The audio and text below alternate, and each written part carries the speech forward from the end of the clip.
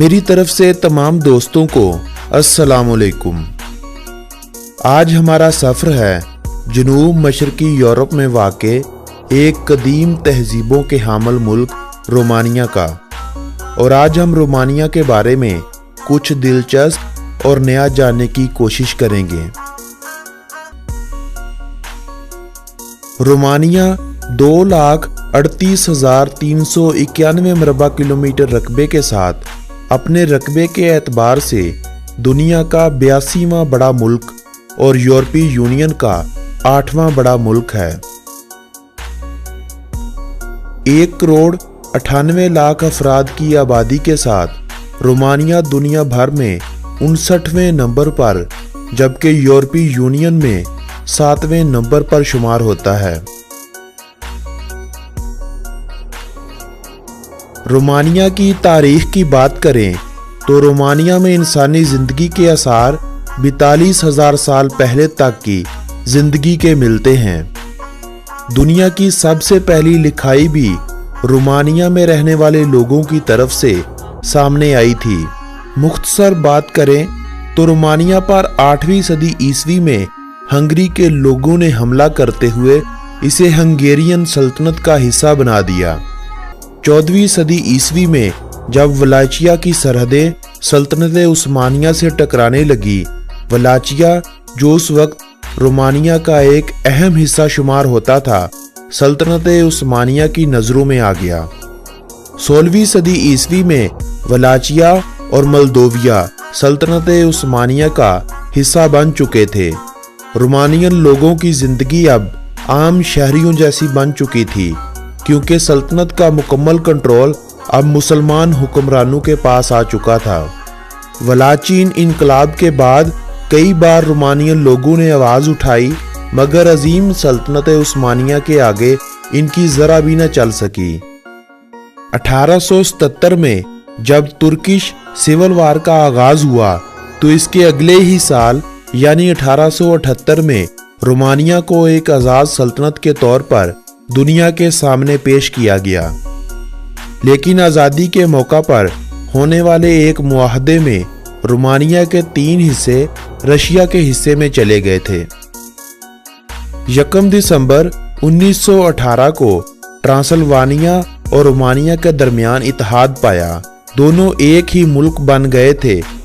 पहली जंग अजीम में रोमानिया ने किसी भी तरफ से जंग न की, लेकिन दूसरी जंग अजीम में सोवियत यूनियन की बेलगाम मुदाखलत को रोकने के लिए रोमानिया की फौजें मैदान में उतरी, तो नतीजे में इसे अपने कई इलाके गंवाने पड़े।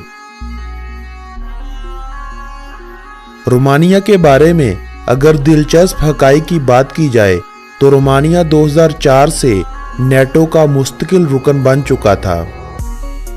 रोमानिया ने जून 1993 में ही यूरोपीय इत्तेहाद के लिए अप्लाई कर दिया था, मगर इसे यूरोपीय यूनियन के मुस्तकिल रुकन 1 जनवरी 2007 को हासिल हुई थी। रोमानिया की करेंसी को रोमानी लियू कहा जाता है। एक रोमानी लियू पाकिस्तानी 28.23 रुपयों के बराबर है।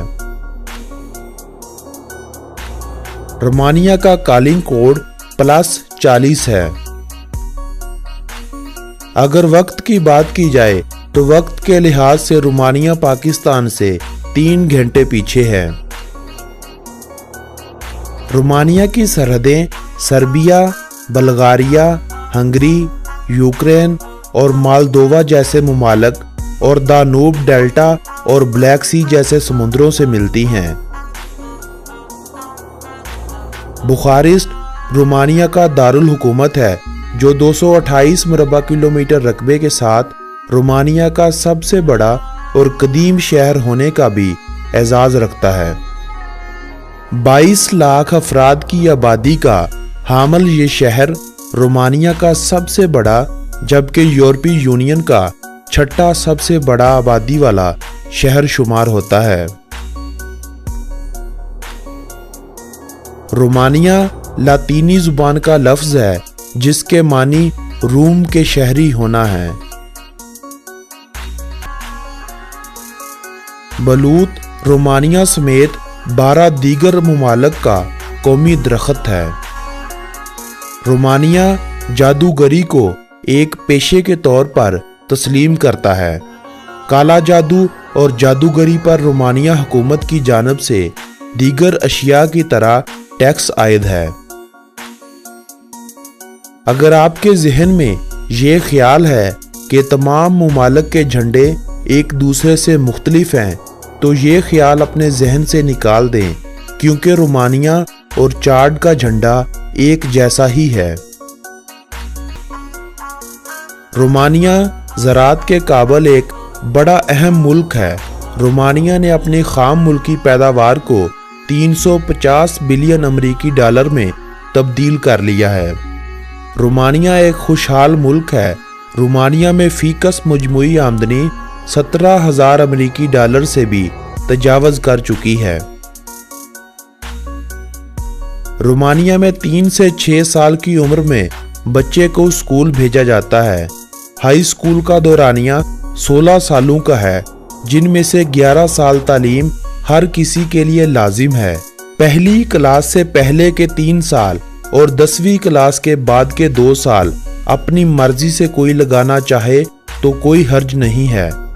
तालीम की तरफ पिछले 20 सालों से काफ़ी तवज्जो दी जा रही थी। यही वजह है कि रोमानिया में तालीम की शरह 99.1% तक पहुंच चुकी है।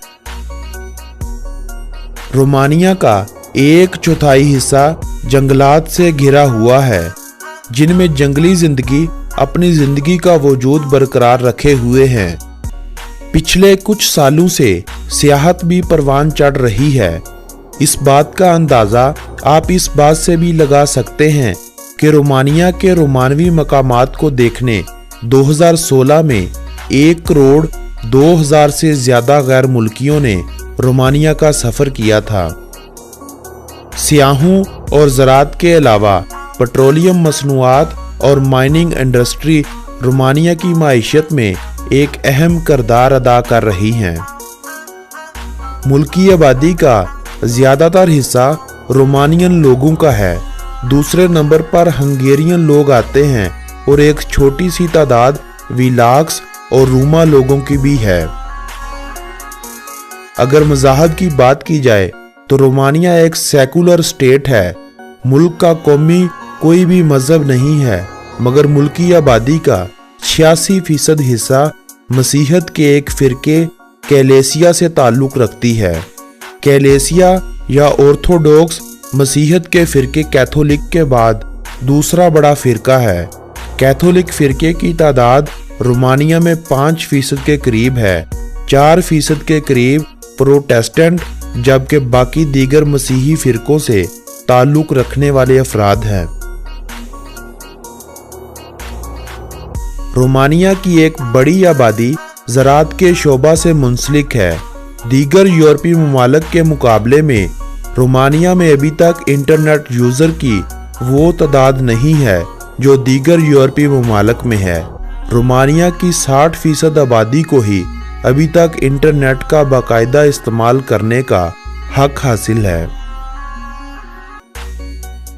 रोमानियन रोमानिया की कौमी ज़ुबान है, जबकि इंग्लिश, फ्रांसीसी, इटालियन और जर्मन एक बड़ी तादाद में बोली जाने वाली दीगर ज़ुबानें हैं।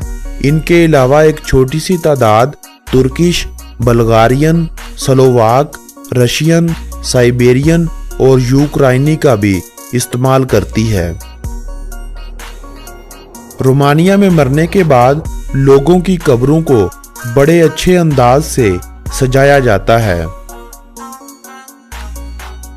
पत्थर को काट कर बनाया जाने वाला यूरोप का सबसे बड़ा इंसानी मुजस्मा भी रोमानिया में ही पाया जाता है, जिसे देखने हर साल लाखों सयाह रोमानिया आते हैं।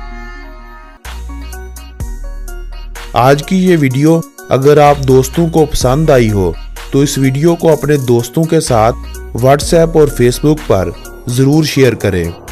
अगर हो सके तो लाइक का बटन भी प्रेस कर दें ताकि मेरी हौसला अफजाई मुमकिन हो सके। अगली वीडियो तक अपने इस दोस्त को इजाज़त दें।